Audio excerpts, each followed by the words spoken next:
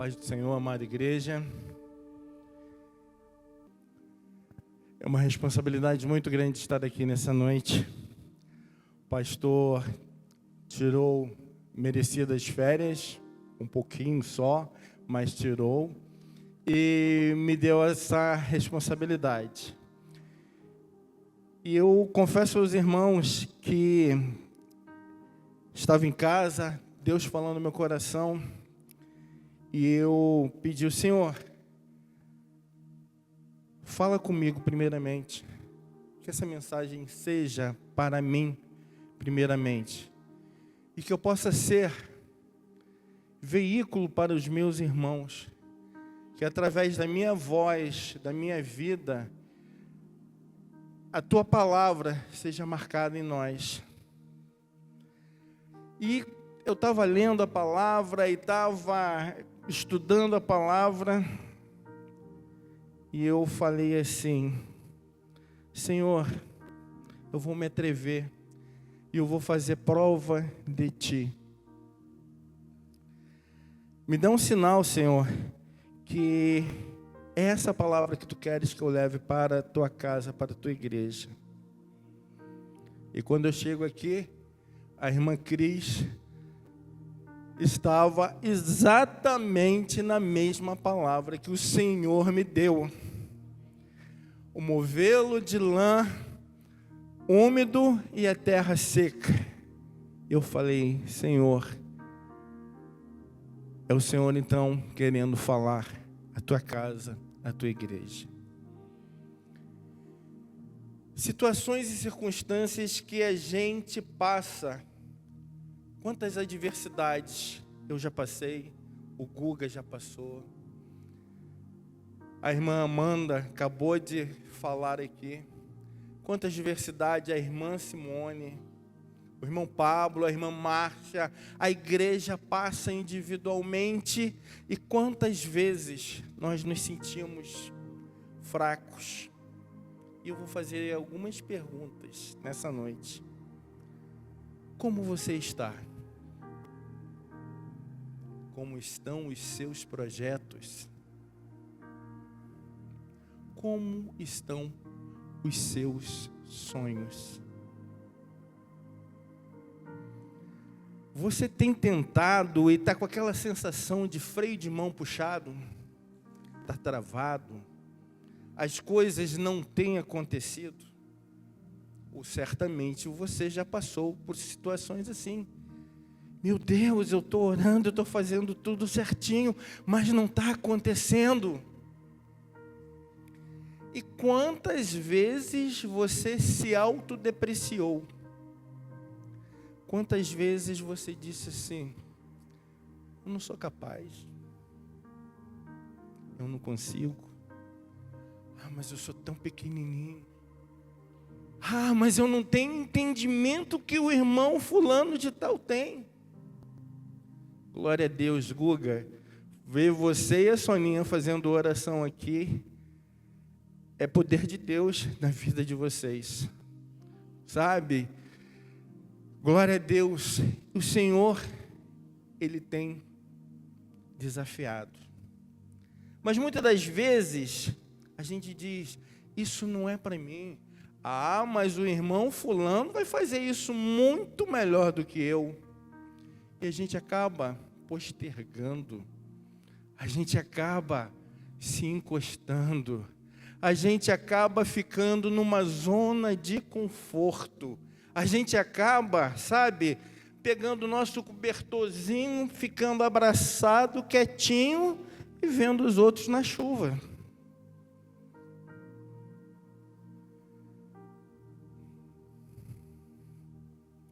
Vou falar algo aqui. Deus falou nitidamente no meu coração.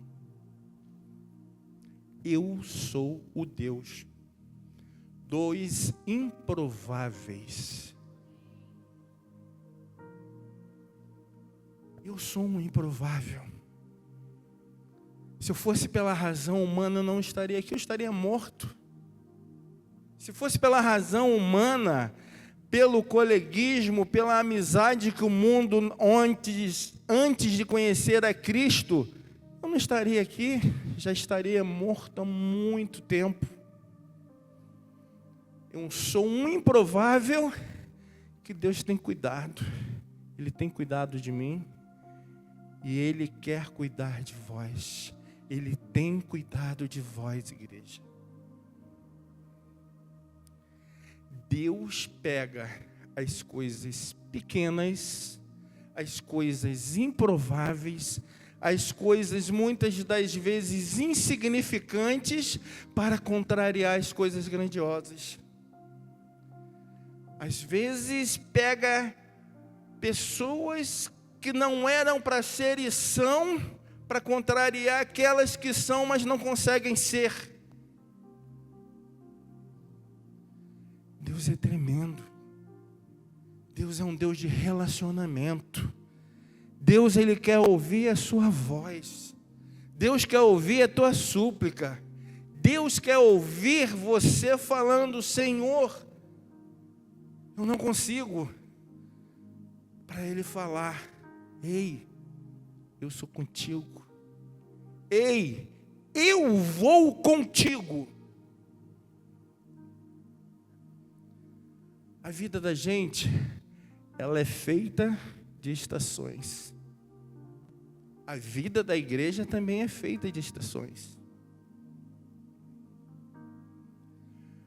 3 anos de uma nova igreja. 3 anos onde, se a gente olhar, a gente vê a igreja sendo reestruturada, a igreja sendo moldada novamente, a igreja, sabe, com a dinamite, que evangelho quer dizer explosão, quer dizer dinamite nas nossas mãos, para a gente contagiar Penha, para a gente falar em bom alto som: Penha, só Jesus Cristo salva. Penha, olha, tem jeito.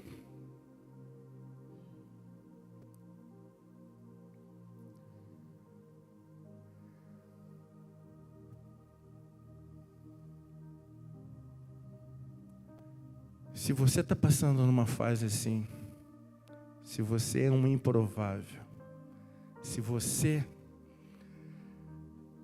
muitas das vezes se sente tão pequeno, ei, são de pessoas como você que o Senhor Jesus gosta de pegar e de fazer, porque são vasos de barro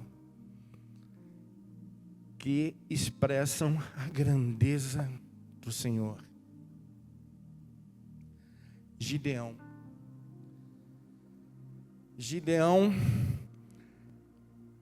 era um improvável que deu certo nas mãos do Senhor. Eu vou ler aqui versículos de Juízes 7, mas eu vou tentar falar mais coisas da vida de Gideão. Em Juízes 7, 6, diz assim, vou começar de Juízes 7, 2. E disse o Senhor a Gideão: muito é o povo que está contigo, para eu dar aos medianitas em suas mãos, a fim de que Israel não se glorie contra mim, dizendo: a minha própria mão me livrou. Agora, pois, apregou-a aos ouvidos do povo, dizendo: quem for medroso e tímido, volte e retire-se apressadamente das montanhas de Gileade. Então voltaram o povo 22.000, mas 10.000 ficaram. E disse o Senhor a Gideão: ainda há muita gente, faze-os descer às águas, e ali os provai, e será que, daquele que eu te disser, este irá contigo, e esse contigo irá. Porém, de todo aquele que eu te disser, este não irá contigo, esse não irá. E fez descer o povo às águas. Então o Senhor disse a Gideão: qualquer que lamber as águas com a sua língua, como as lambe o cão, esse porás à parte, como também a todo aquele que se baixar de joelhos beber. E foi o número dos que lamberam, levando a mão à boca, 300 homens. E todo o restante do povo se abaixou de joelhos a beber as águas. E disse o Senhor a Gideão: com estes 300 homens que lamberam as águas, vos livrarei e darei os medianitas nas tuas mãos. Portanto, todos os demais se retirem, cada um ao seu lugar.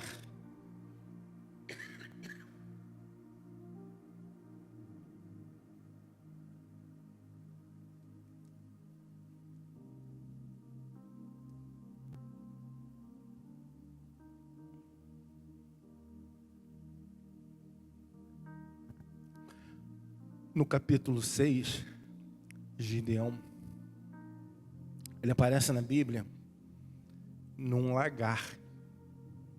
Lagar é lugar de se fazer azeite. Só que ele estava fazendo azeite? Não, ele não estava fazendo azeite. Ele estava malhando o trigo. Talvez aquele lagar fosse um lugar escondido, um lugar retirado, porque os midianitas, eles vinham como em gafanhoto e eles entravam nas aldeias de Israel e saqueavam. Eles tacavam fogo em tudo, levavam toda a provisão do povo israelita. Ora, lá atrás, Israel tinha deixado de servir ao Senhor, tinha deixado de escutar a voz do Senhor, tinha deixado de servir ao Senhor. E o Senhor do que faz? Olha, não vou dar proteção a vocês. E os midianitas, eles vinham como... Obrigado, irmão. Eles vinham como gafanhotos. Eles vinham e faziam aquela arruaça. Tanto que, no capítulo 6, lá no começo, diz que as mulheres se escondiam em cavernas de tanto sofrimento. Agora imagina você, trabalhar o mês todo e chegar no final do mês não ter dinheiro para prover a sua família. Você imagina se você que gosta de criar um franguinho, uma galinha, chegar lá no final, numa determinada época, onde você vai colher os ovos e não ter ovos, porque os midianitas vinham e tomavam tudo. Não tinha dignidade, eles não deixavam o povo com dignidade, e o povo amedrontado, sem liderança, o que eles faziam? Acovardados, eles se escondiam. E Gideão estava escondido, estava malhando o trigo num lugar escondido, pensando assim: vou pegar esse trigo e esconder para ver se eu consigo esse ano me safar. E aí, o Senhor aparece a ele, o anjo do Senhor aparece e diz algo tremendo. Diz assim, ó: homem valente, o Senhor é convosco. E aí ele diz assim, ele foi ousado, estava se escondendo, aparentemente acovardado, mas ele diz assim, num tom de revolta: se o Senhor é conosco, se o Senhor é aquele que tirou o povo do Egito, por que nós estamos passando por esse perrengue? Por que eu tenho que malhar o trigo num lagar escondido? Por que os midianitas e os outros povos vêm como gafanhotos e levam tudo e nos deixam à míngua?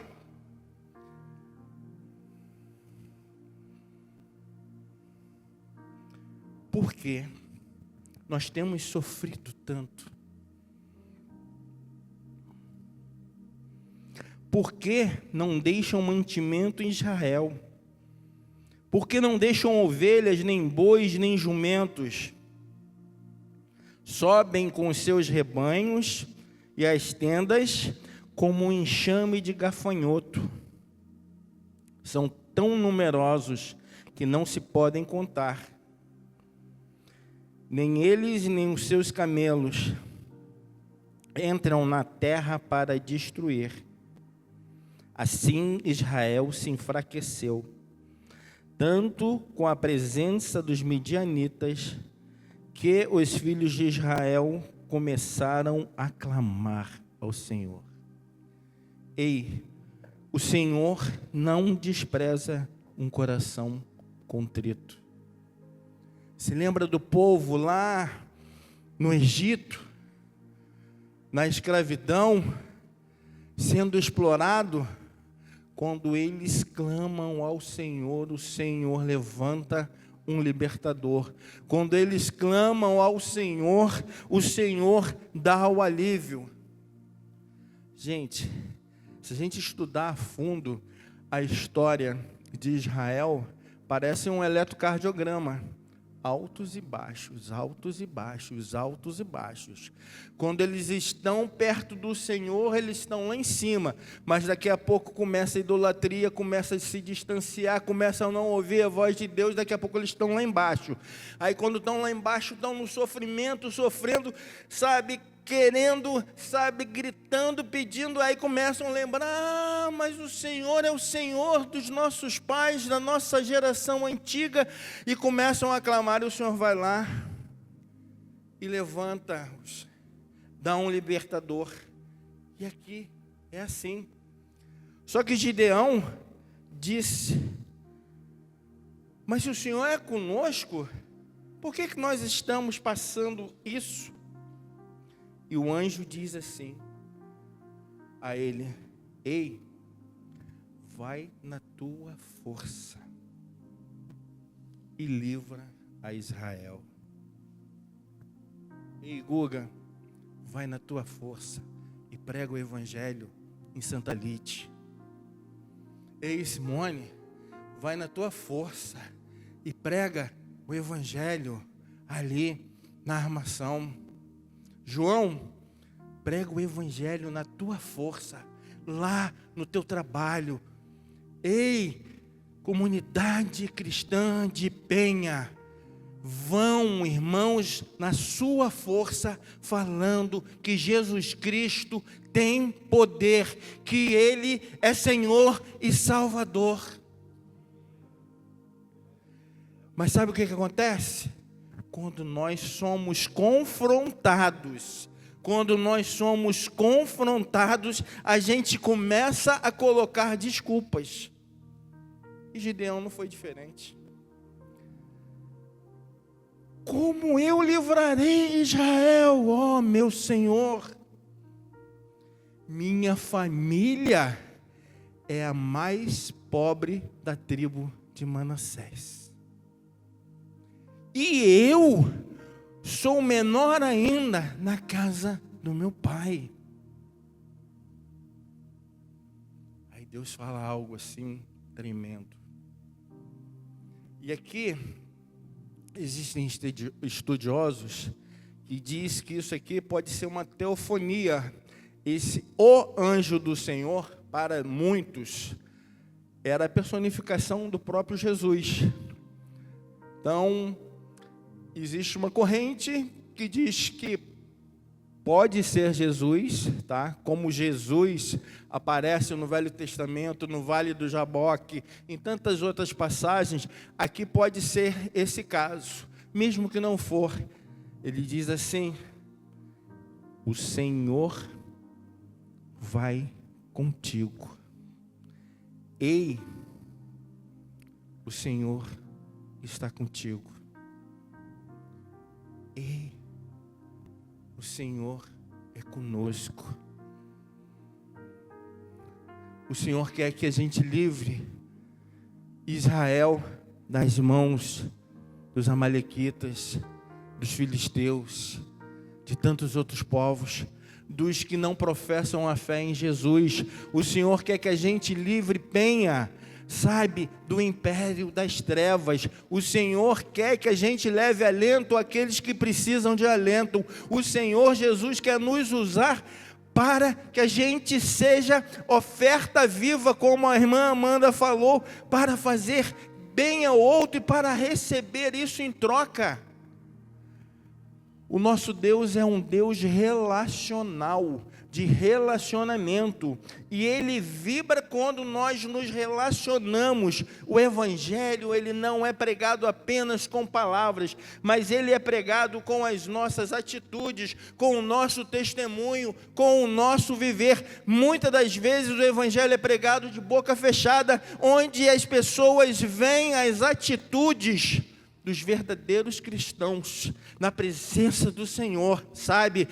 A pessoa fica assim, mas como pode? Ela está passando isso na família, mas está com um sorriso, está com uma simpatia, está falando de Jesus, está falando do amor de Deus, sabe? Aquele rapaz, aconteceu isso assim, está com a mãe doente, mas olha, ele continua sendo cordial, educado, zeloso, compreensivo, porque em nós habita o Espírito Santo.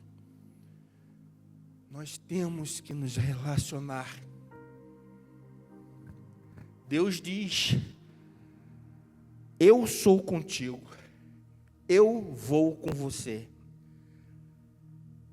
Gideão, então, tomado assim, sabe, da presença do Senhor, e quando a presença do Senhor chega, ela nos chacoalhenta. Você sabe que é o Senhor, você sabe que é Ele falando com você, o teu coração arde, a presença de Deus, sabe, ela pesa, e você sabe que é Ele falando, e Ele muitas das vezes está falando assim: eu vou contigo, mas eu vou te tirar da sua zona de conforto. Vou te tirar da sua zona de conforto. Ei, Gideão, você é agricultor, não é soldado. Ei, Gideão, você sabe malhar o trigo. Ei, você sabe usar um lagar, mas eu vou te usar no exército, mas eu vou contigo.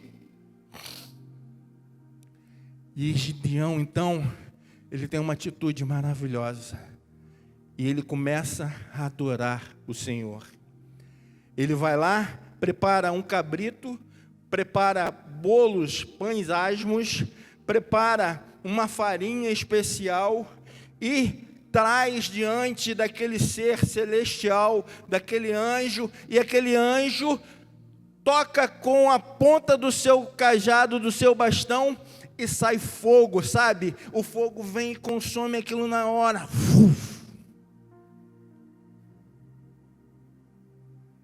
Hoje, esse fogo a gente sente aqui, sabe?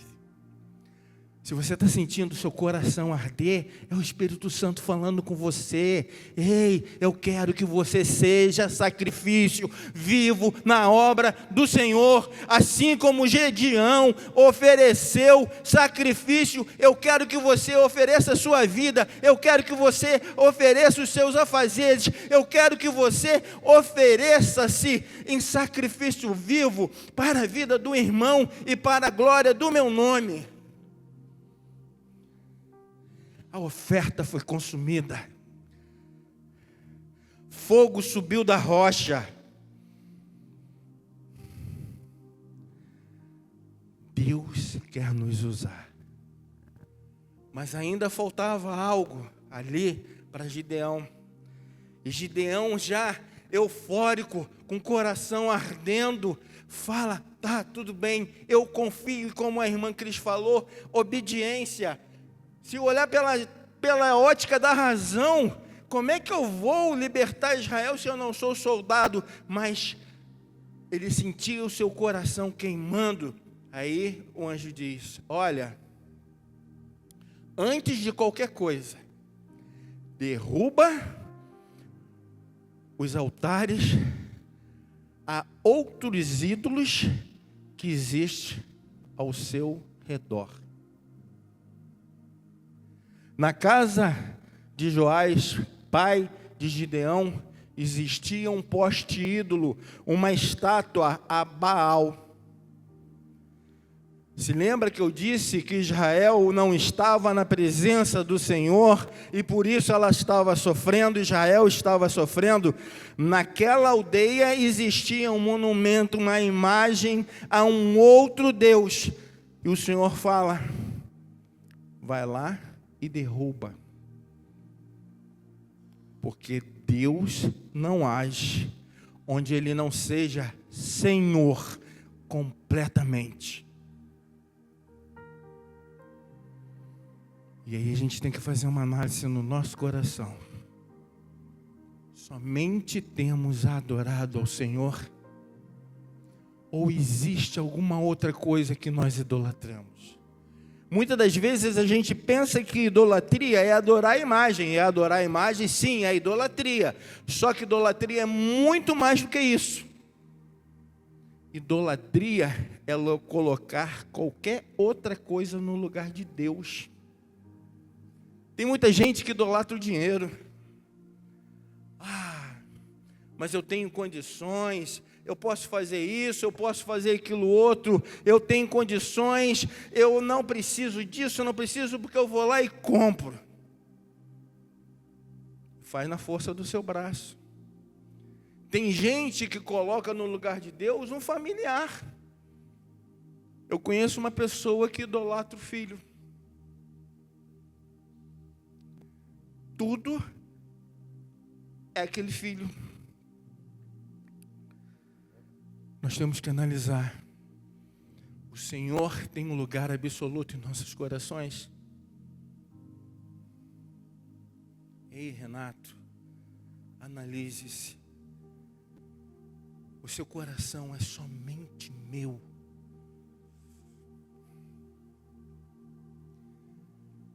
Comunidade cristã de Penha, nesse momento analise-se, o seu coração é somente do Senhor Jesus, ou temos que dar lugar de honra ao Senhor dos Senhores. E o que acontece? Gideão vai lá com seus servos e quebra aquele poste ídolo e quebra aquele altar. E quando aquela aldeia amanhece e vê Baal caído no chão, eles vão perguntar e surge o nome de Gideão, porque alguém viu Gideão perto daquela estátua. E falam assim: mas é o filho de Joás. E vão lá para tentar pegar Gideão e Joás, usado por Deus, até mesmo sem saber, e fala assim: ué, se Baal é Deus, por que ele não se defendeu? Se ele é tão poderoso assim, será que ele não tinha poder para manter a estátua dele de pé? E a partir daquele momento, Gideão ganha um apelido. Ganha o apelido de Jurubaal, que quer dizer aquele que guerreou contra Baal, aquele que contendeu contra Baal. Tanto que no capítulo 7, então, Jerubaal, entre parênteses, que é Gideão, se levantou de madrugada. E esse episódio é muito interessante, porque fez com que Gideão ficasse conhecido entre o seu povo. Porque imagina comigo, o anjo apareceu, Gideão concordou, mas se não tivesse acontecido isso, dele ganhar esse apelido, ele ia convocar o povo para a guerra, e quem que ia aparecer? Mas quando ele ganha esse apelido, aquele que contende contra Baal, aquele que venceu a Baal, ele ganha uma fama e um certo respeito. Então ele chama aos seus compatriotas, aos israelitas, para que pudessem guerrear contra os seus inimigos. Mas muitas das vezes não é tão fácil assim. E eu hoje estava lá, Senhor, fala comigo, me dá um sinal. É isso que o Senhor quer que eu fale para a tua igreja? Vou fazer prova de ti. Me dá um sinal que é essa palavra. Quando eu chego aqui, e foi muito engraçado, irmãos, porque eu parei o carro aqui no estacionamento, quando eu meto a mão, cadê a carteira? Meu Deus do céu, esqueci a carteira. Aí eu olhei assim, faltavam 8 minutos. Eu falei, não vou correr o risco de, vai que a polícia me para, eu estou sem carteira de motorista, não, vou em casa buscar. Peguei, quando eu entro aqui, mas foi exatamente para o Senhor me confirmar.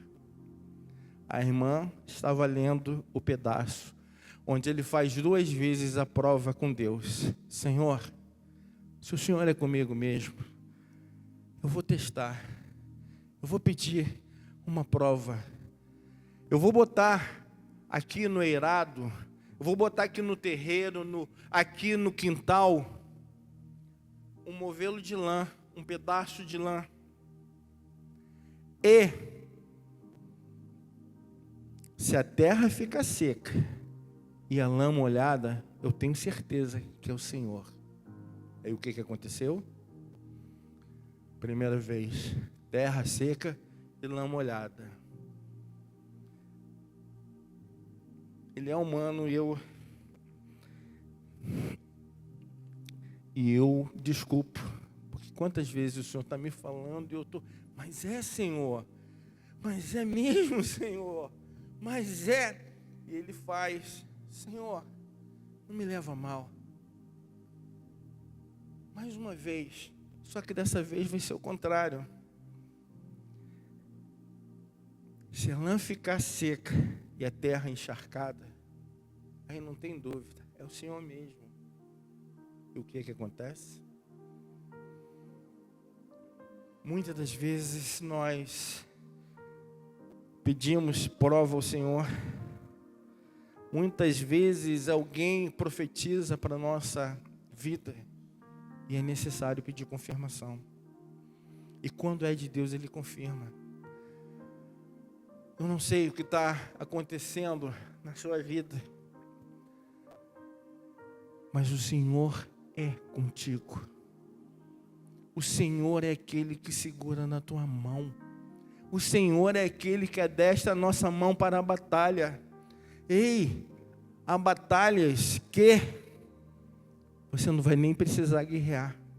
Simplesmente se colocar em posição. E aí, a gente entra na essência desse texto.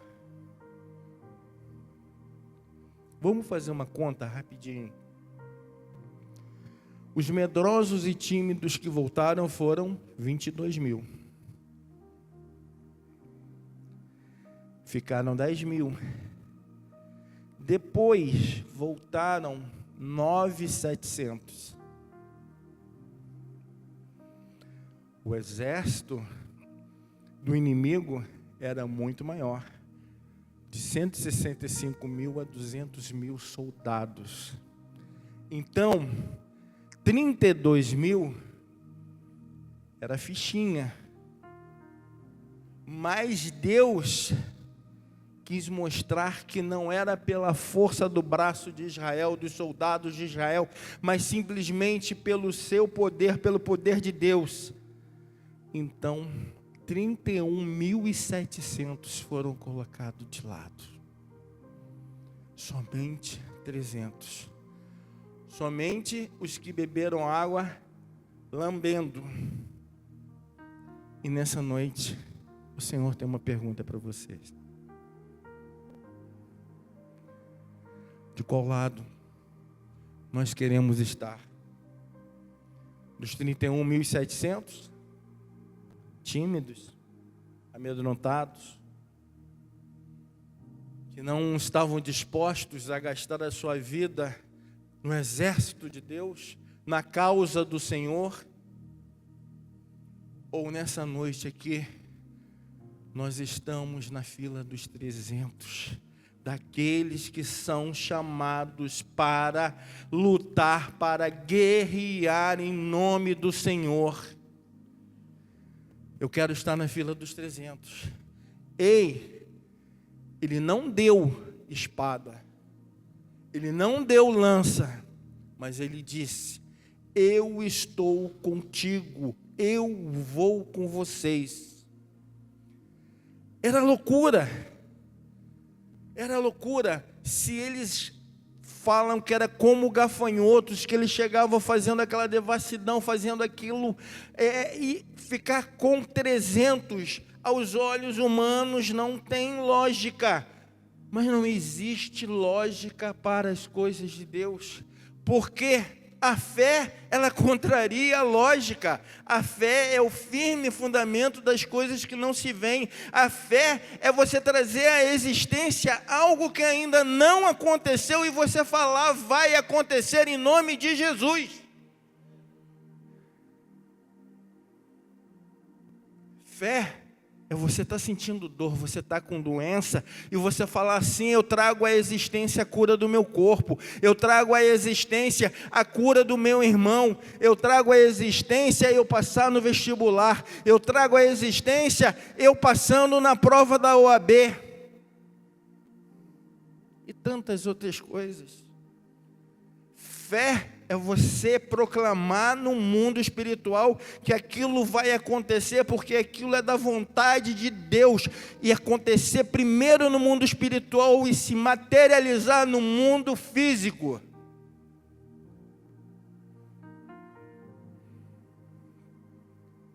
Eu demorei muito a aprender uma coisa.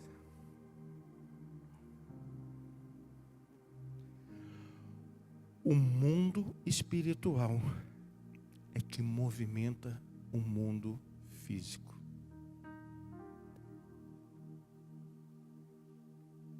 A gente demora a entender. A nossa voz, a nossa palavra, as nossas atitudes, elas abrem e fecham portais no mundo espiritual.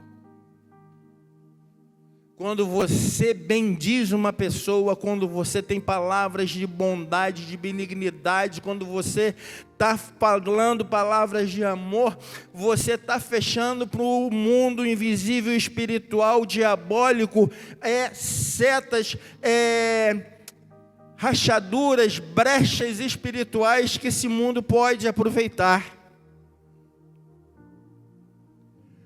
Mas quando você fala maledicência, quando você fala coisas ruins, você está abrindo brechas no mundo espiritual.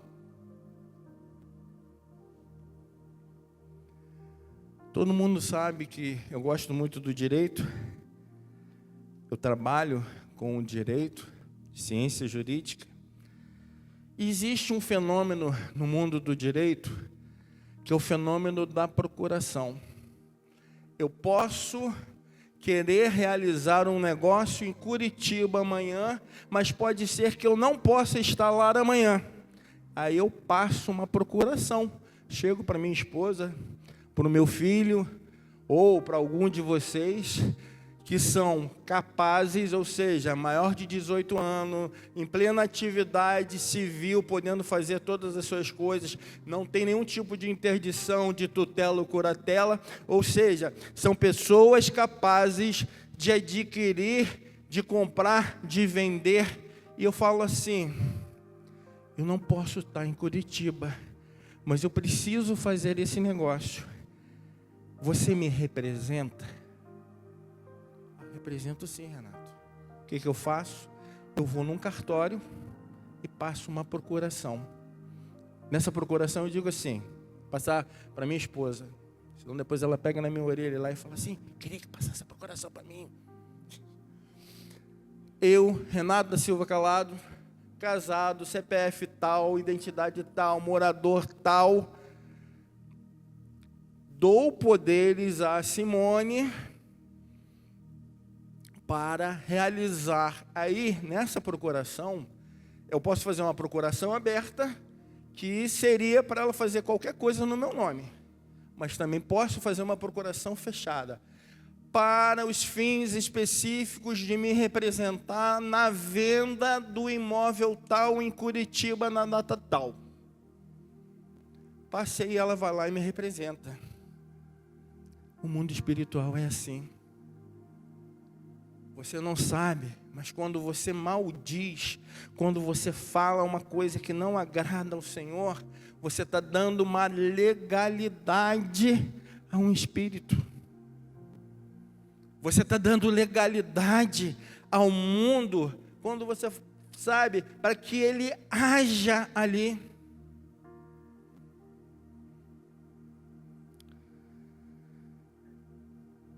Por isso que nós temos que ter muito cuidado com aquilo que falamos, com as nossas opiniões. Eu quero estar junto aos 300, crendo no Senhor, crendo que Ele vai fazer, porque se Ele prometeu, Ele faz. Não olhe se você é improvável, se você é pequeno. Deus não chama capacitados, mas Ele capacita os escolhidos.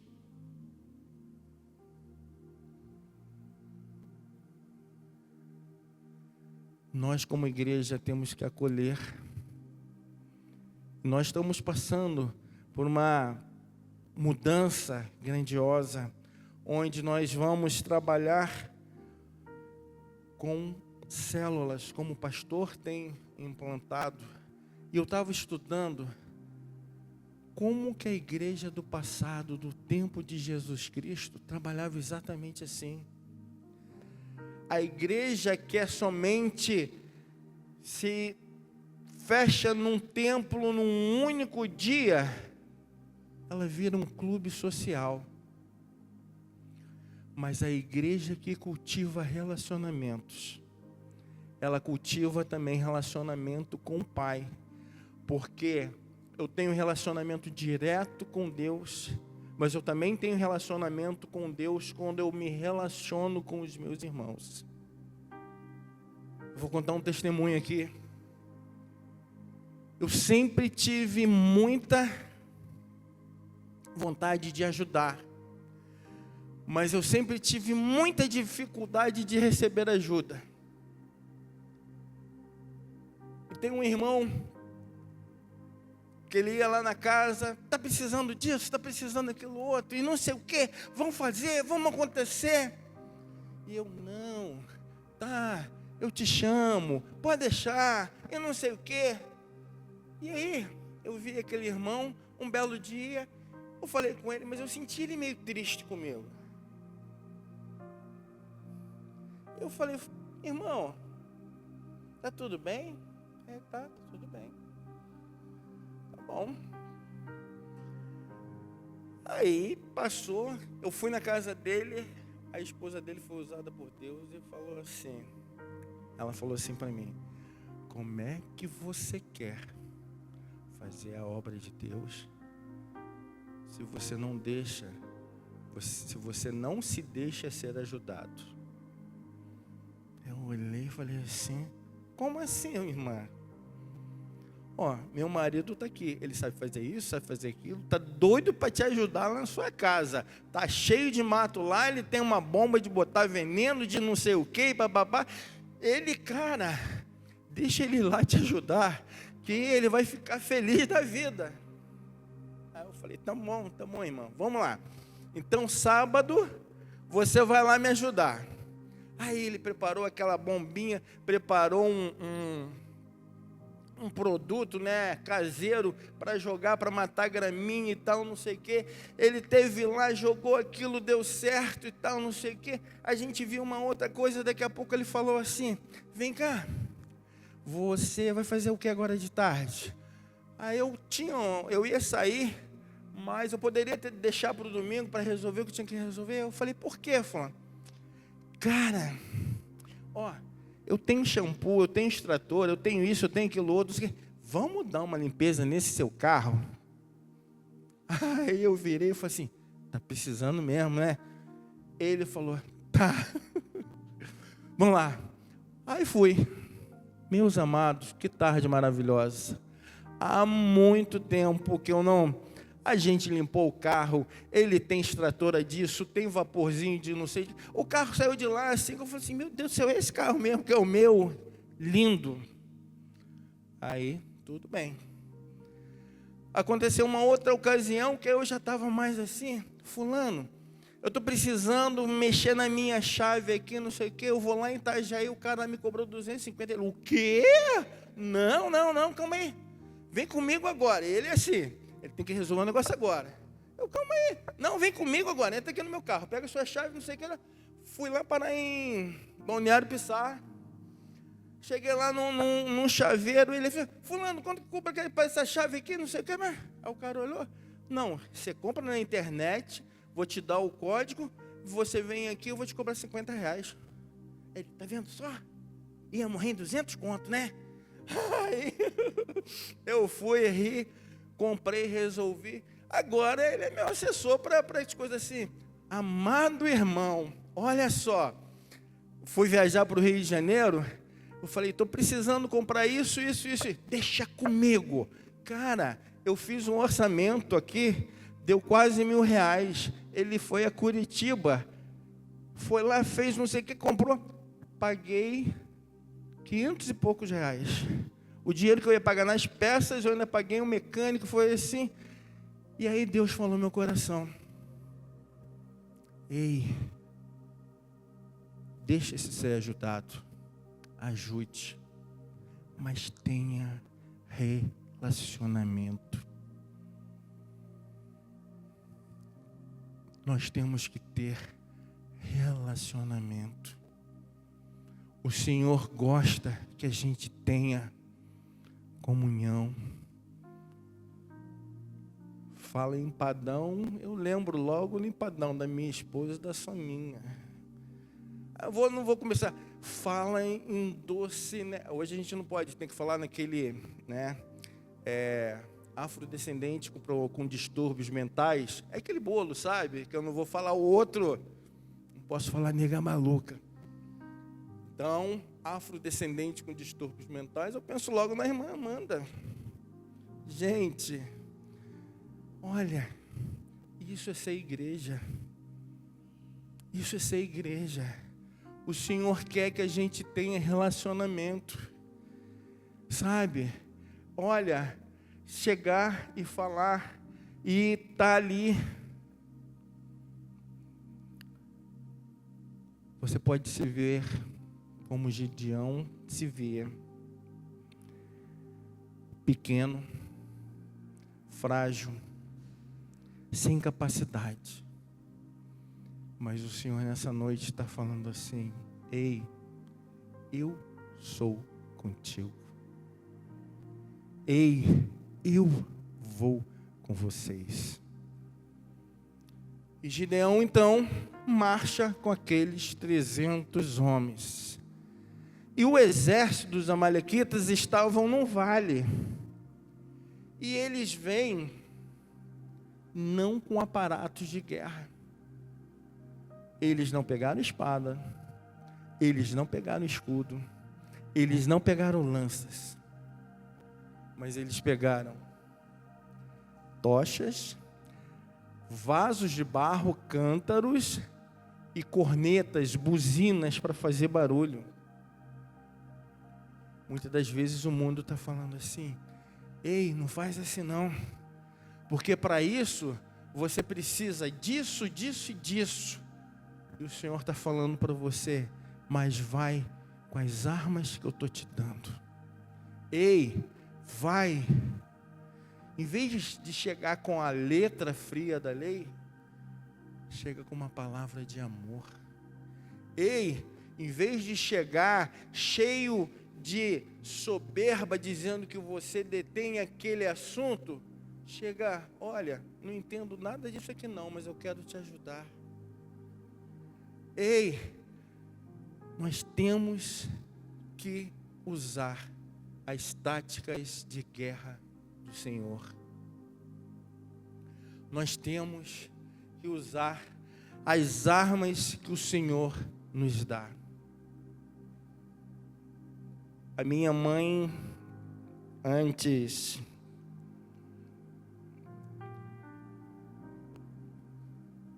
dela aceitar Jesus novamente, ela já tinha sido evangélica. E aí teve a mim e meu irmão, ficou afastada, e eu aceitei Jesus. E eu era o único na casa, e estava no primeiro amor, e queria falar de Jesus para ela. Eu chegava: mãe, vamos conversar, Jesus te ama, Ele morreu por você. Ela vinha e falava assim: ei, garoto, eu já sei disso tudo. Não, você vai falar que Ele morreu por mim, que Ele verteu sangue. Já sei. Quando eu sentir no coração, eu vou. E me dava uma cortada. E eu falava assim: Senhor, eu quero falar de Jesus para minha mãe. Como é que eu posso fazer? E aí, arrumei um violãozinho para aprender a tocar. Não sei até hoje, mas aqueles hinos antigos da harpa cristã. Nessa noite feliz, neste santo lugar. Aí eu errava a nota. Aí ela estava cantando na cozinha. Ah, tá. E aí, eu ia, pegava um outro mais antigo ainda, entendeu? Entrei no templo, dobrei os meus joelhos. Essa aí o João gosta, tá? Para conversar com o Senhor. Aí daqui a pouco ela estava lá: desiludido do mundo, no peito um sofrer profundo. Aí eu falei: caramba, ela gosta de música. Aí sabe o que eu fiz? Eu deixei de ser chato. Eu pegava, comprei aquelas revistinhas das antigas, abria um pouquinho a porta do meu quarto e começava. Daqui a pouco a gente estava fazendo dueto. Aí um belo dia convidei ela. Ela se reencontrou com Jesus. E hoje ela dorme no Senhor. Sabe? As armas que o Senhor te dá, você tem que usar. Ei, você falar: eu vou para a guerra com um cântaro. Você vai dar água aos soldados? Ah, não, eu vou para a guerra, eu vou com buzina. Mas você vai com buzina para quê? Né? Eu vou para a guerra com tocha, vai fazer malabarismo com fogo. Não interessa, é o Senhor que está te dando. O Senhor é criativo e Ele tem poder para te dar. Ele faz tudo. Então, se Ele te deu cântaro, buzina e tochas, vá confiando no Senhor, porque Ele tem poder para transformar. Não precisou de uma lança do exército israelita, não precisou de uma espada dos 300, mas precisou principalmente de fé, de ser usado, de deixar ser usado, de sair da zona de conforto para pregar, para falar, para fazer aquilo que o Senhor quer. E aí, Deus ainda falou com ele: Gideão, para você ter certeza mesmo que sou eu, pega o teu ajudante e desce, vai para o acampamento. Lá você vai escutar uma conversa. Ele: sim, Senhor. Pegou o ajudante dele, desceu. Quando ele chega pertinho das tendas, ele escuta um soldado falando para o outro que tinha tido um sonho, e que o sonho era esquisito, e que via as tendas reviradas, e o outro vira: certamente é o Senhor que vai dar o nosso acampamento nas mãos de Gideão. E ali ele saiu louvando, dizendo: oh, aleluia, eu tenho certeza que o Senhor está comigo, que o Senhor é comigo, que o Senhor vai à frente. Então, igreja, não interessa o gigante, não interessa o problema, o Senhor está conosco, o Senhor está com você. Não interessa se é desemprego, se é doença, o não interessa. Ele é o dono do universo, Ele é capaz de curar, Ele é capaz de resgatar. Entrega teu caminho ao Senhor, entrega o caminho da sua família ao Senhor. Ele quer fazer grandes coisas nessa noite na sua vida. Você crê? Porque eu quero ser um dos 300.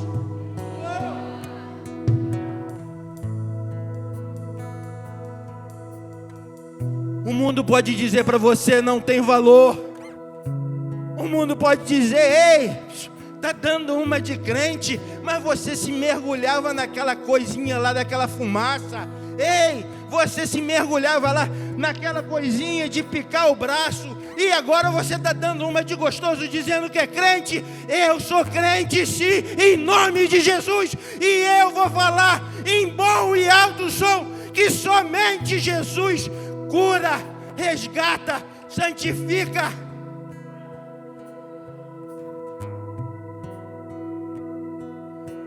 O Senhor é contigo.